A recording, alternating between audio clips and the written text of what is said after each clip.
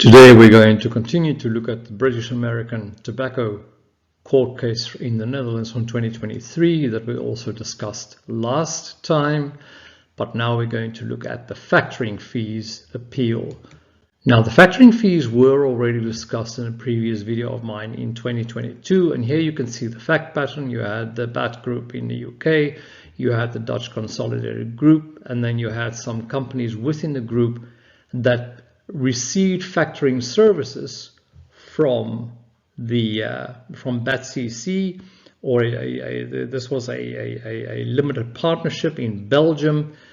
Both company 5 and 6 there. In the new case they've got different numbers, but it's still the same facts. And they also had third-party insurances with company 10, and the price difference between these two were significant. Right here you can see some of the considerations of the court that we have discussed. And basically the court adjusted the factoring fees according to the tax authorities' claims, saying that BAT paid much more for internal insurance than for external insurance. And that decision was now challenged in the current case. So let's see what's going on here. So we referred to facts to the previous video. And then let's see the court, just to show you the different company numbers now. So we're in context. In 1.2.1, the court says company 7, not company 4 anymore, is a general partnership under country 1 law, that's Belgium. In return for a factoring fee, company 7 provides so-called factoring services to companies including company 8, which is now the taxpayer, and the fiscal unity, which is in a fiscal unity with the taxpayer, and company 5 from 2007 onwards. The work carried out by company 7, including performing credit risk analysis, setting and monitoring credit limits, monitoring payment terms, collection and administrative work. So this does not sound like rocket science, right? And the court's assessment then says, the tax authority rightly argues that company 11's credit insurance covers the entire debtor portfolio. Now remember, in the previous case, in the previous court decision, there was a comparable, and the court says that since the internal factoring fees were much higher than the external debtor insurance, therefore an adjustment had to be made. However, the taxpayer appealed that, and now the taxpayer says, however, the taxpayer explained with documentary evidence that the company 11 effectively covered a debtor's risk only to the extent that it had issued a credit limit for the relevant debtor, and that whether or not it issued a credit limit had no effect on the amount of risk premium, right? And I'm not quite sure what the court means by this, but the court does come to the conclusion. It says, as things stand, the court does not consider it plausible that company 11's credit insurance is so similar to the RPA, which was the factoring fee agreement, that the amount of the premium paid for this credit insurance is useful in assessing the arm's length nature of the factoring fee. So things seem to go very wrong here for the tax authorities, right? Because they have lost their comparable, but it doesn't go completely crazy, because the court goes on to say, in the 2008 report of company 9, this was an advisor, it's assumed that company 7 is exposed to an annual credit risk of approximately 660 million euros, corresponding to the trade receivables or turnover of the customer 8, excluding company 37. There was one company which they deemed too risky, and they cut that out. The court followed the tax authority and argued that the real risk was considerably lower, right? So even though you don't have comparables, the risk that you say that company 7 carried was much lower than you claimed. If, as the taxpayer argued, it is customary to determine factoring fees as a percentage of the invoice amount, this only concerns the manner in which a factoring fee is charged. It remains to be assessed whether the size of the fees are thus at arm's length. So what I believe the taxpayer here has said, it is not wrong to base the factoring fee based on the total turnover of all the sales which you are effectively insuring the payment of. And the court says that's fine. It may be the case that is how you determine the fee, but we still need to look at the size of the fee, right? And the court then goes on to say the court deems it plausible that based on the RPA agreement and its influence on company 8's credit policy, so company 7's influence on company 8 credit policy, Company 7 has only limited collection risk over the amount of outstanding debtors. And this was because Company 7 monitored Company 8's sales and debtors regularly on a monthly basis, and it could also throw out debtors where the amount receivable were more than 3 million, which is what happened with this Company 37.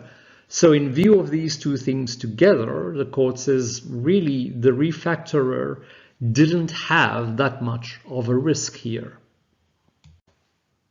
The court then continues its assessment, and it says since the tax authorities indicated exactly how it calculated the total risk premium of 60,000, the taxpayer could not suffice by stating that this calculation is speculative, right? Because if you show how you came to the amount, you've got to say how you what the tax authorities did wrong. The court therefore finds that the tax authorities has made it plausible that an independent party would not have been willing to pay a risk fee of 2.5 million, and so the taxpayer still loses the case on the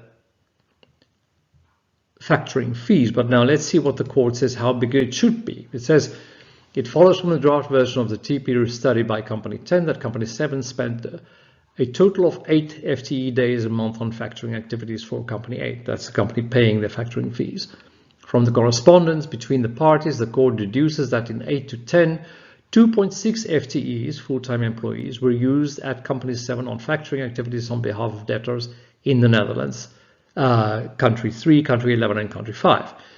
It is not in dispute between the parties that these employees performed administrative work. So this is cost plus that we're talking about.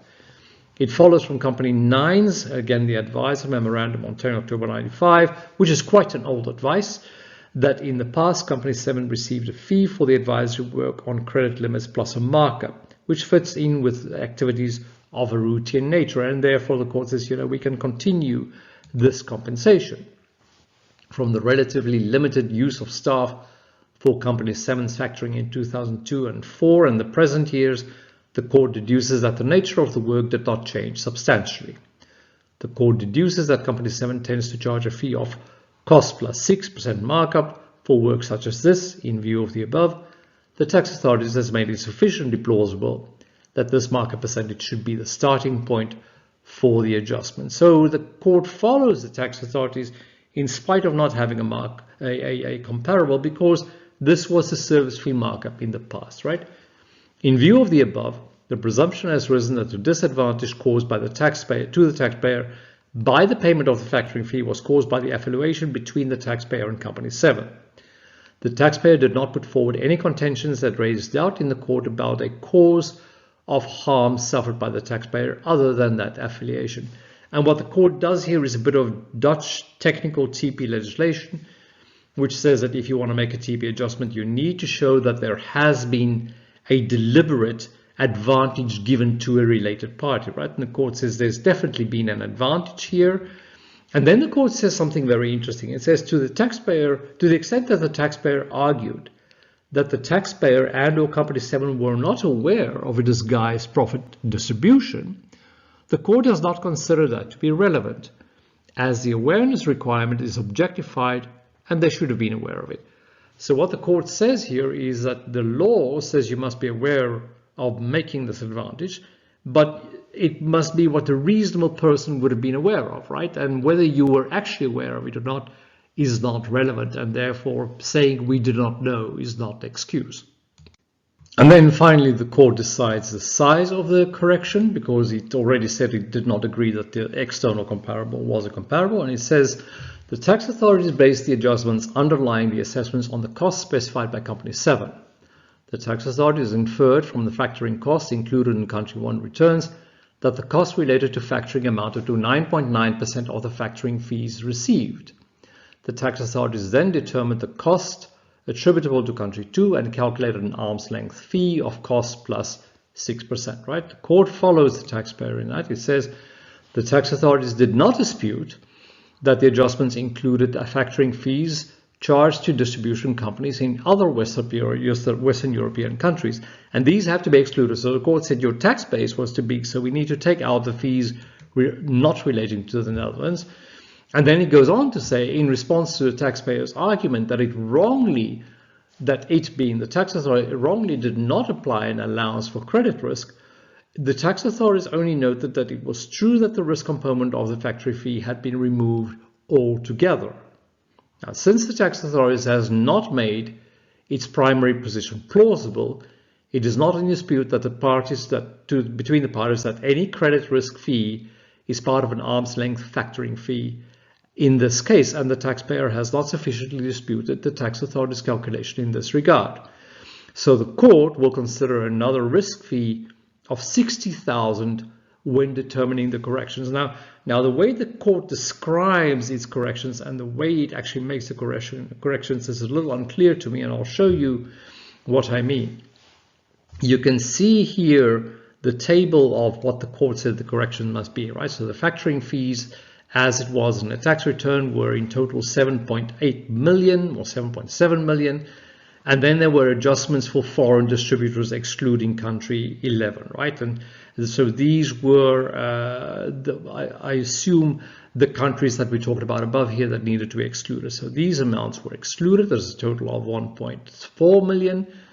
And then the eligible fee was 6.4 million in total. Now, 9.9% of that is actually cost of company 7, and this comes to 600,000.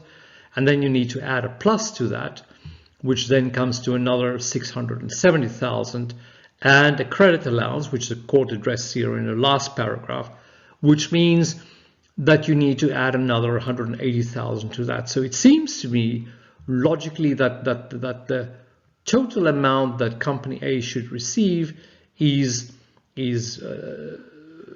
670,000 plus 180,000, which comes to approximately 850,000, right? And but if you look at the corrections that the tax authority that the court comes to, it says a correction for 2.4 million, 2.1 million, and almost 1 million for the years 2014 to 16, coming to a total correction of 5.5 million, meaning the final factoring fees that British American Tobacco was allowed to deduct comes to 2.2 million instead of this 850,000 I just mentioned. I'm not sure whether I read the text of the law of the court wrong or whether the calculations are wrong, but it seems to me that these do not fit together. However, I'm quite sure that either British American Tobacco and all the tax authorities will appeal this decision, so we will have time to see further calculations and further adjustments in this case. I look forward to discussing another case with you next time. Bye for now.